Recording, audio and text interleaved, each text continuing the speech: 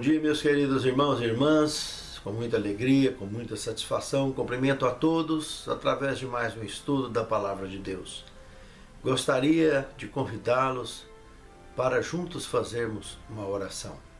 Senhor Deus, muito obrigado por mais essa oportunidade de com vida, com saúde, de poder abrir a Tua Palavra, buscar nos Teus ensinos, na sabedoria do Teu reino, situações favoráveis para caminharmos, desempenharmos nossas missões, o chamado que Tu tens feito para cada um de nós e, acima de tudo, Senhor, pela fé, sermos vitoriosos.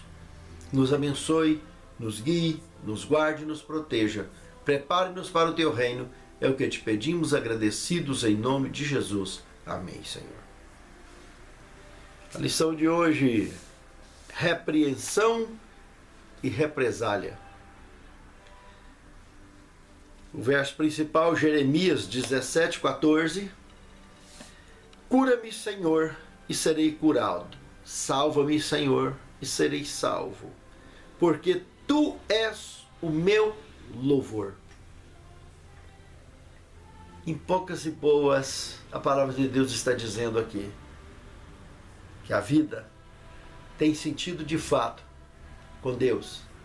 Sem Deus, ela não tem nenhuma expressão. É tão passageiro quanto o orvalho que cai na terra. Amados, repreensão e represália. A repreensão, no contexto desta lição, é exemplificada na vida do profeta Jeremias, nos mostra, veremos durante a semana toda, que ela é de origem divina. Objetivo: curar, salvar, restaurar.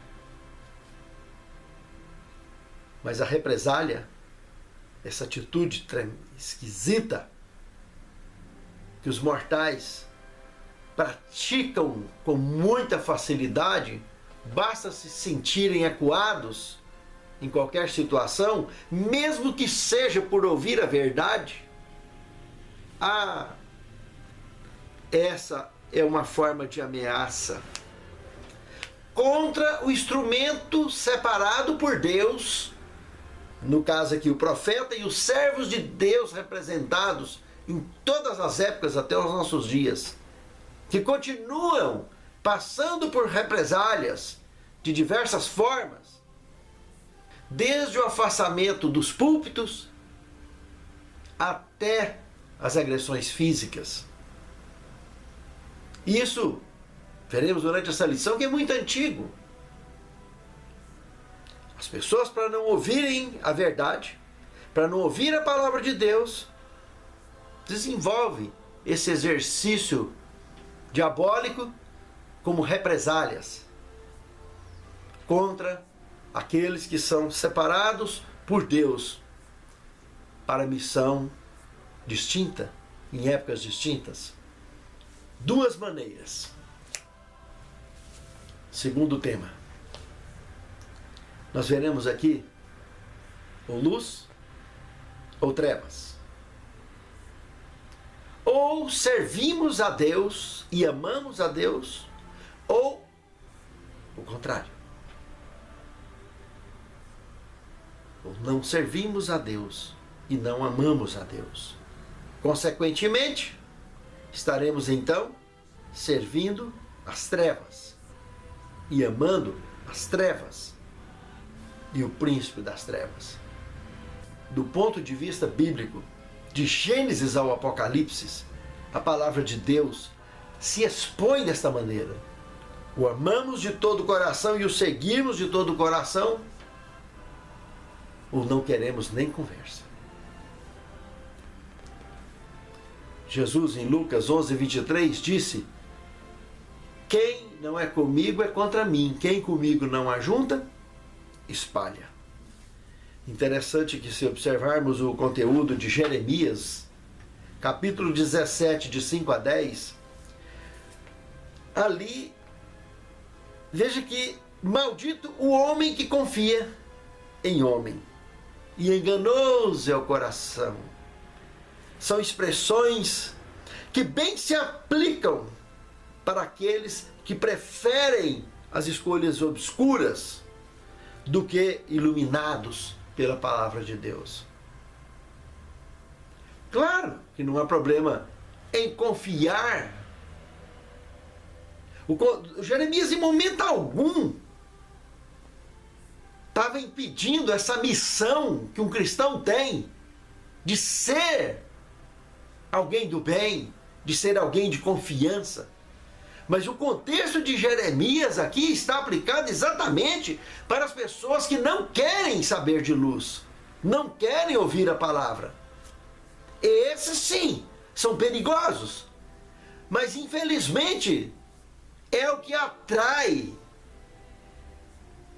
as pessoas que têm dedo podre para escolher amigos, para escolher cônjuges. Sabe por quê que o dedo é podre? Porque ele não está abençoado por Deus. Ele não está na sugestão divina. Ele não está na obediência daquilo que Deus preparou. Mas se estiver, claro, que mal há em si. Se nós somos servos do Altíssimo e vivemos e devemos viver para a honra e a glória de Deus, o que seria se toda a humanidade tivesse que viver isolada? Se toda a humanidade não pudesse confiar em ninguém sequer? Que maldição seria essa? Será que é isso que Deus queria para alguém? Será que é isso que Deus quer para alguém? Com certeza que não. O coração do homem é enganoso para aqueles que querem deixar ele voltado para os desejos da carne. Ah, ele é enganoso. Claro! Um cérebro inteligente, apesar de bloqueado, mas dá nó em goteira e varre. Mas aonde que está a nossa decisão? É de entregar-se à inclinação da carne ou à inclinação do Espírito? Do Espírito Santo, com E maiúsculo? Nós mesmos saberemos, com certeza, a razão de nossas escolhas. E o destino delas automaticamente.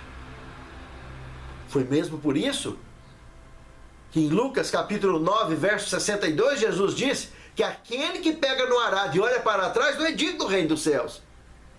Aí depende. Você está igual a mulher de Ló olhando para trás? Ou está decidido na sua jornada? Amados, não devemos esquecer, em momento algum, que sem Deus, dia a dia, na nossa vida, nas nossas orações, fatalmente cairemos. A nossa estrutura está contaminada pelo pecado. Por isso, orar sem cessar, estar com Ele em nós, no íntimo de nossas vidas. Impedir que o passarinho do pensamento aninhe em nossas cabeças. Aquele passarinho das trevas que jamais ele assente em nossa mente, em nossa cabeça, muito menos que ele faça ninho. Porque ninguém pode impedir, de fato, do passarinho passar voando pela cabeça. Mas isso não é pecado. Pecado é deixar ele fazer ninho. Aí o bicho pega.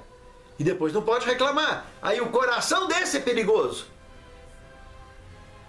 E maldito ainda aquele que confiar no indivíduo desse. Sabe, amados? Nós vivemos e convivemos em sociedade, família. E precisamos compartilhar luz, viver na luz. Passaremos decepções no dia a dia, com nós mesmos, com nossos tropeções, com nossas quedas, com as tropeções e quedas de nossos amigos, de nossos parentes, de nossos cônjuges e etc. Mas, se o meu coração está entregue à luz, eu serei vitorioso sempre. Se o meu coração amanhece e anoitece, entregues na mão de Deus, se Deus é comigo, quem será contra mim, meus amados? Se Deus é conosco, quem será contra nós? Só tem duas maneiras. Todo o mistério, todo o segredo está concentrado numa só coisa: a nossa escolha. Pegou no arado, não olha para trás. Vai firme. Se olhar, você já sabe. E todo mundo que você jogar a sua confiança, que está olhando para trás, é a mesma coisa. Antes sozinho do que mal acompanhado, na pior das hipóteses. Mas Deus, na vida de Elias, mostrou que Elias não estava sozinho. Tinha algumas centenas de servos e servas de Deus só lá na região dele, que não tinha dobrado os joelhos a Baal. Da mesma forma hoje, milhares de servos e servas do Altíssimo estão aí esparramados sobre a face da terra, para a honra e para a glória do Altíssimo. O pecado de Judá. Ao analisarmos Jeremias 17, de 1 a 4, podemos perceber que a situação de Judá foi tão grave que depois que o reino de Israel todo, com a sua história, desde o Êxodo, para não dizer que a sua história, que iniciou com os filhos de Deus, passou pelo dilúvio, abriu-se a história do Êxodo, formou um bloco nacional de 12 tribos, divide-se o reino após a morte de Salomão. No quarto rei, Roboão, filho de Salomão, com a morte de Salomão, o reino foi dividido em duas partes. A maior para o norte, a menor para o sul. 10 tribos, 2 tribos. As 10 tribos já há quase 100 anos tinham caído e se esparramado sobre a face da terra pelo reino assírio. Agora, as 2 tribos que sobravam no sul também se empederniram tanto de más escolhas, de pecados, de contaminações com outras nações, com paganismo e com decisões erradas. Se empederniram tanto, o coração virou tanta pedra, que eles também viraram pó de traque, esparramados sobre a face da terra. Hoje, temos a sua história. O que restou desse povo, há 2000 anos atrás, nós vimos o que aconteceu. Veio para que eram seus, e os seus não quiseram. Que situação, irmãos! Eles, como nação, rejeitaram o enviado, rejeitaram o prometido, o Deus conosco. Meus amados, ao ler Jeremias 17, de 1 a 4, podemos observar 3 pontos. Primeiro, veja que a palavra de Deus está dizendo que os pecados dele foram escritos na tábua do coração com ponteira de ferro, diamante. Pensa a alusão, a dureza que ficou nos corações deles. E Deus, na sua misericórdia, na sua onipotência, ainda apresenta um diamante. Se a ponteira de ferro ainda não der, tem um diamante que vai resolver a questão. E quando mostra que seria gravado nas 4 pontas do altar, dos altares em que serviam a Deus, mostrando que quando aquela representação, que o altar ali representava a cruz de Cristo, era no qual eram sacrificados os cordeiros. Se ainda a ponteira de diamante não adiantasse, o filho dele, um dia, pagaria essa conta que os altares do dia a dia não conseguissem pagar, por causa das contaminações que até em cima desses altares eram proliferadas por escolhas voluntárias de um povo rebelde, de pessoas rebeldes. Se observarmos ainda o segundo ponto, Deus afirma para eles que por eles levarem para outras gerações esse mau exemplo, que as riquezas deles se tornariam despojos nas mãos de outras nações.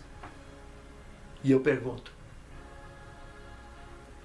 quantas pessoas hoje que estão esperando ganhar uma boa bolada de dinheiro, conseguir comprar, quem sabe, o apartamento, a casa, o carro, ou conseguir um monte de coisas materiais por aí, ou que seja poucas ou muitas, mas está vinculando a sua decisão cristã de servir em espírito e em verdade a essas coisas, e que na maioria das vezes jamais será para o nosso bem, Deus jamais concederá. E aí você vai ficar a vida toda batendo burro em ponta de faca? Ficar socando a cabeça em parede? Porque, e se já tem riqueza, e se a sua entrega está nas riquezas, se a sua confiança está nas riquezas, pode esperar, você vai perder tudo. Se é que já não perdeu tudo por causa disso, porque colocou o seu coração nas riquezas e não em Deus. Ouro, prata, não tem riqueza que tenha valor em cima de um caixão. Amados, tudo isso a traça come. Não é pecado ser rico, mas ser escravo da riqueza é fatal. E ela vira despojo, desmancha na mão dos próximos que a recebem. Sejam eles governos, sejam eles herdeiros, seja quem for, seja ladrões. Como desmancha rápido? É um despojo. Sabe por quê? Custo do pecado de levar mau exemplo às gerações futuras. Esse é o peso. E o terceiro ponto a ser abordado aqui: por isso serás entregue à servidão. Judá foi entregue à servidão. E nós? A servidão do pecado? A servidão de governos corruptos que nós vamos ter que aguentar até quando? Por todo lado da face da terra acontece isso. Viver à mercê das situações, das cirandas financeiras, ou das cirandas políticas e até mesmo religiosas, contaminadas por corações materialistas esparramados sobre a face da terra, como câncer carcomendo a fé daqueles que procuram, de alguma maneira, se sustentarem dentro de tudo quanto é igreja sobre a face da terra. Amados, a igreja é um hospital. O diabo criou a maior mentira, que a igreja é o céu. Isso é mentira. A igreja é uma UTI.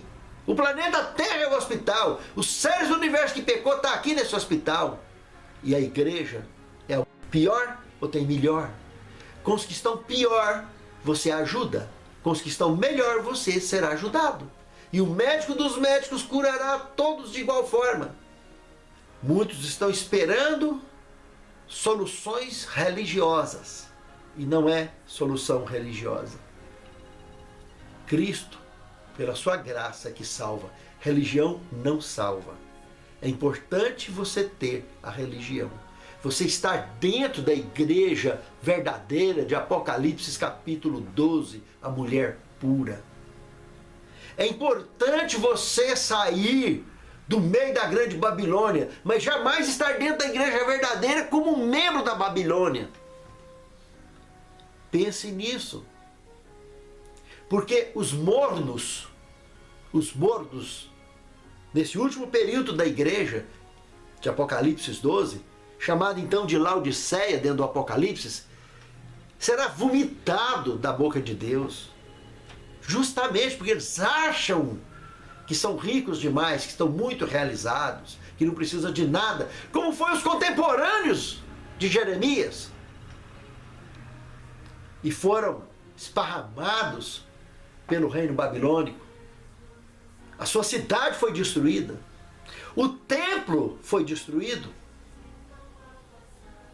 Quando foi reconstruído, o Messias veio E ao invés deles aceitarem o Messias, e o Messias banir com o pecado da face da terra, estabelecer o seu reino, nada disso aconteceu. O Messias simplesmente pagou o preço e deixou um grupo desse hospital, da UTI desse hospital, para avisar o resto do hospital todinho que ele iria resolver o resto das questões relacionadas com as doenças desse hospital e voltaria para nos buscar. Enquanto isso, nós ficamos comissionados de ir a todo povo, tribo e língua, avisando que ele em breve voltaria. Pense nisso, meu amado irmão. Pense nisso, minha amada irmã. Não tem cristão sobre a face da terra que não esteja vinculado a uma missão, a um chamado. Quarto tema, a advertência para Jeremias. Jeremias viveu, se observarmos o capítulo 11, do verso 18 ao 23, podemos comparar com o Evangelho de João, capítulo 3, verso 19. O julgamento é este: a luz veio ao mundo e os homens amaram mais as trevas do que a luz, porque as suas obras eram más. Isso aconteceu com Jeremias. E essa advertência veio através do Espírito Santo para Jeremias. Ele sofreu muito ao viver isso. Por mais que ele tentasse entender isso, ele sofreu demais. Imagine o Filho do Deus vivo. Esse mesmo contexto, um servo ajeitado dentro de casa, como foi Jeremias, com seus conterrâneos, com seus irmãos de fé, com a liderança religiosa dos seus dias e política. E foi inclusive advertido para que não mais falasse, profetizasse em nome de Deus, para que ele não fosse cortado da terra dos viventes. Olha que ameaça que ele sofreu. Que ponto que chegou as advertências. Deus o advertiu do que isso aconteceria, mas a prática, por mais que ele se preparasse, foi muito além daquilo que ele imaginou. Por fim, ele estava recebendo diretamente dos seus conterrâneos, dos seus irmãos de fé, dos seus familiares, advertências, ameaças, de que ele não devesse nem tocar no nome de Deus mais, para falar nada. Por que será? E com isso mesmo, temos o quinto tema, uma queixa.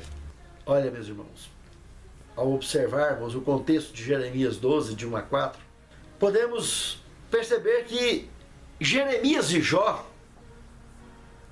viveram uma situação bastante semelhante nesse quesito da rejeição e das provas que eles enfrentaram. Os propósitos divinos conduzidos sobre a missão deles, que era a missão de dor, ministério da dor, até hoje soa pelo mundo afora. Alguns anos atrás,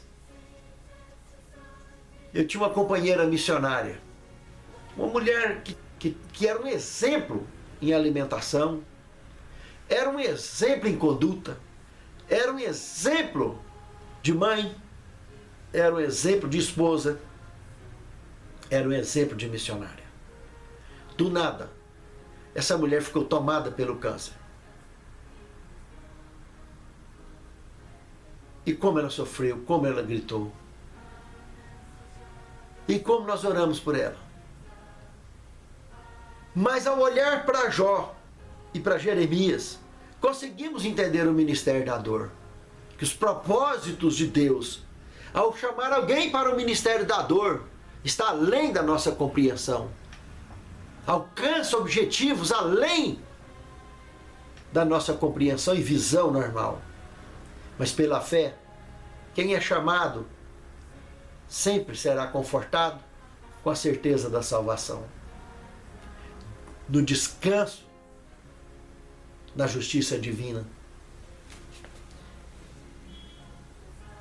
Jeremias e Jó, mesmo sem entenderem o injusto sofrimento vivido, eles tinham uma confiança inabalável na providência divina e na sua justiça. Suas queixas ficaram registradas simplesmente como lamentos de justos mortais dedicados na causa do Senhor. E assim, todos os que passaram, que foram convidados a viverem o ministério da dor, se queixaram a pessoa certa. Mas não foi em vão o seu sacrifício. A sua luta não foi em vão e nunca será em vão. Porque os propósitos de Deus, muito além da nossa visão normal, da nossa compreensão absoluta, que está limitada a um cérebro bloqueado, essa será completamente realizada naquele grande dia. Entenderemos o porquê de tudo. Sexto tema. Uma situação desesperadora. Podemos observar na interpretação de Jeremias 14, de 1 a 10, 3 pontos. Vimos que as escolhas de todos os de Judá e até hoje são livres. Mas se escolhermos errado, será cobrado uma por uma, porque o custo de nossa vida e de nossa salvação é o Calvário. É o Filho do Deus vivo, o único que morreu a morte eterna para nos salvar. Temos a prova em Apocalipse 1:5, o primogênito dos mortos. Todo mundo que morreu antes dele apenas viveu o sono da morte. Estava dormindo, como Lázaro, lá em João capítulo 11, verso 11. Lázaro, o nosso amigo, dorme, mas vou despertá-lo do sono. Cristo não. Cristo não dormiu. Cristo morreu. O único que morreu de fato. Lázaro ressuscitou para a vida comum, depois descansou de novo. Vai um dia ressuscitar para a vida eterna. Meus amados, Cristo ressuscitou da morte eterna, porque Ele pagou o meu preço e o seu. E esse custo é alto. Esse custo é alto. Se escolher errado, estará observando aqui o segundo ponto. Não há clamor que nos livre das consequências de nossas más escolhas. Não adianta gritar nem espernear. Escolheu errado, já era. Terceiro ponto. Todos que entraram pela porta larga, em algum momento, encontrarão um precipício que a vida se tornará semelhante a um pesadelo, do nada. Os que brincam com a graça de Deus mergulham nesse precipício, mais cedo ou mais tarde. Os que facilitam com o pecado. Pense nisso, meu amado irmão. Pense nisso, minha amada irmã. Nunca é tarde para sair do chiqueiro do pródigo e voltar para os braços do Pai. Nunca é tarde. Mas os piolhos que nasceram no cabelo e o mau cheiro do chiqueiro, até que Cristo te lave de novo, você jamais esquecerá do trauma daquele mau cheiro. Toda vez que você perceber o cheiro de chiqueiro em qualquer lugar de carniça, você vai lembrar daquilo. Isso não significa que Deus não te perdoou. Apenas os traumas ficaram gravados. Como qualquer cicatriz. E você olha para ela, você lembra do acidente que a causou. Não esqueça disso, meu amado irmão, minha amada irmã. Finalizando o sétimo tema, o pecado é fatal. O que nós encontramos no grande conflito, página 492 e 493, é o seguinte. É impossível explicar a origem do pecado, de maneira a dar razão de sua existência. O pecado é um intruso, por cuja presença nenhuma razão se pode dar. É misterioso, é inexplicável. E desculpá-lo corresponde a defendê-lo. Tentar justificar é o mais nítido sinal que o coração está virando pedra. Não tente justificar seu pecado. Apenas confesse-o. E sirva a Deus em espírito e em verdade. Santo Deus, nos encha do teu poder, Senhor, e do teu perdão, para que sejamos limpos de nossas más condutas e más escolhas e sejamos cheios de decisões de permitirmos que o teu Santo Espírito nos guie nas obras do Espírito. Prepare-nos e salva-nos, suplicamos-te, agradecidos em nome de Jesus. Amém.